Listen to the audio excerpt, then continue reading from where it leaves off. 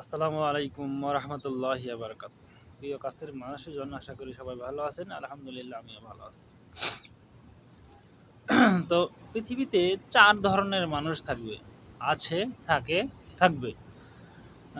৪ ধরনের হচ্ছে, তো এক ধরনের মানুষ কোনো কিছু, কোনো অন্যায়, কোনো অবিচার হলে সে সশরীরে সরবে সেকে সে প্রতিবাদ করবে। এটা হচ্ছে এক শ্রেণীর লোক। আরেক শ্রেণীর লোক হচ্ছে সেটাকে আসলে সশরীরে না থাকতে পারলেও কোনো কারণে কিন্তু সে এর জন্য সে প্রতিবাদ করবে, লেখালেখি করবে, হয়তো সশরীরে সে থাকতে পারবে না যে কোনো কারণে হোক। এটা এক ধরনের। এগুলো ২ ধরনের গেল। ৩ নাম্বার হচ্ছে এ কোনো পক্ষেই থাকবে না, নীরব ভূমিকা পালন করবে। নীরব ভূমিকা মানে এই বিষয়ে তিনি আগেও নাই পিছনেও নাই, একদম স্টিল নীরবে থাকবে। মানে যা হচ্ছে দেখতেছে, বুঝতেছে, তার কোনো কোনো যায় আসে না, সেটা হোক ভালো বা মন্দ।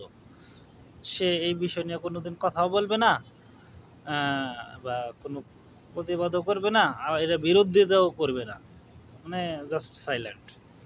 তো আর এক শ্রেণীর মানুষ আছে, এটা বিরোধিতা করবে, এটার বিরুদ্ধে থাকবে, বিরোধী থাকবে। তো এই হচ্ছে মোট চার চার প্রকারের আর কি। ঠিক আছে, এই ৪ প্রকারের ভিতরে ৩ প্রকারের মানুষ প্রকাশিত, যে সরাসরি সশরীরে চাইতেছে ডাইরেক্ট, তাকেও মানুষ চিনলো। আবার যে সরাসরি না যাইতে পারে ইনডাইরেক্টলি সে এটার পক্ষে থাকলো, তাকেও চিনলো। আর যে বিরুদ্ধে গেল তাকেও চিনলো। কিন্তু যে নিশ্চুপ, সাইলেন্ট, একে কিন্তু মানুষ চিনলো না। মানে আসলে সে কি চায় বা কি না চায় এটা সে মানুষ জানলো না। এই জন্য এই মানুষটাকে ভয়ানক বলা হয়েছে আর কি। এই মানুষটা হচ্ছে ভয়ানক।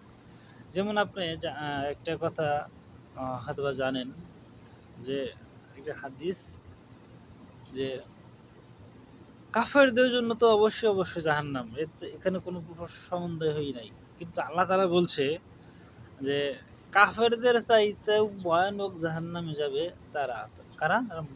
মুনাফিকরা। মুনাফিকদের জন্য, মুনাফিকরা জাহান্নামের সর্বনিম্ন স্তরে বসবাস করবে, সর্বনিম্ন স্তরে। চিন্তা করেন, কাফেররা কিন্তু আল্লাহ তাআলার সরাসরি ঘোরতর বিরোধী, নবীর বিরোধী। তাদেরকেও কিন্তু জাহান্নামের সর্বনিম্ন স্তরে যাওয়ার কথা বলে নাই। বলা হয়েছে কি,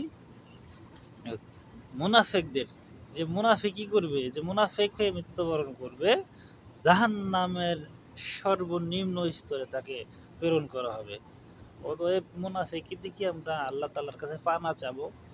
আমরা যেহেতু আল্লাহ তাআলাকে বিশ্বাস করি, আল্লাহ তাআলা বলছে তোমরা ইসলামের ভিতরে পুরাপুরি প্রবেশ করো, আংশিক নয়, পুরাপুরি। আমি নিজেও পুরাপুরি না, তবে পুরাপুরি চেষ্টা করতেছি আর কি। চেষ্টা করতে তো কোনো সমস্যা নাই, চেষ্টা করে যেতে হবে মৃত্যুর আগ পর্যন্ত। আমাদের অবশ্যই অবশ্যই চেষ্টার কোনো কমতি থাকা যাবে না। ঠিক আছে, আমাদের কর্তব্য হচ্ছে ইবাদত করা, কবুল করা মালিক হলো তিনি আল্লাহ। আমরা সহিষ্ণুভাবে ইবাদত করব, কবুল করবেন তিনি, আশা রাখতে হবে। ভয়ও থাকতে হবে যে হ্যাঁ আমার আমার কাজটা, আবার আমি আমার ইবাদতটা সহি হচ্ছে কিনা, ঠিক হচ্ছে কিনা, এরকম একটা ভয় থাকতে হবে। আবার আশা রাখতে হবে হ্যাঁ আল্লাহ তাআলা নিশ্চয়ই মহান, আল্লাহ তাআলা আমার ইবাদতকে কবুল করবে। এরকম পরিস্থিতি থাকতে হবে। আশা করি বিষয়টা আপনাদেরকে বোঝাতে পেরেছি। আপনারা ভালো থাকুন, আপনাদের আশেপাশের মানুষগুলোকে ভালো রাখুন। আসসালামু আলাইকুম ওয়া রাহমাতুল্লাহি ওয়া বারাকাতুহু।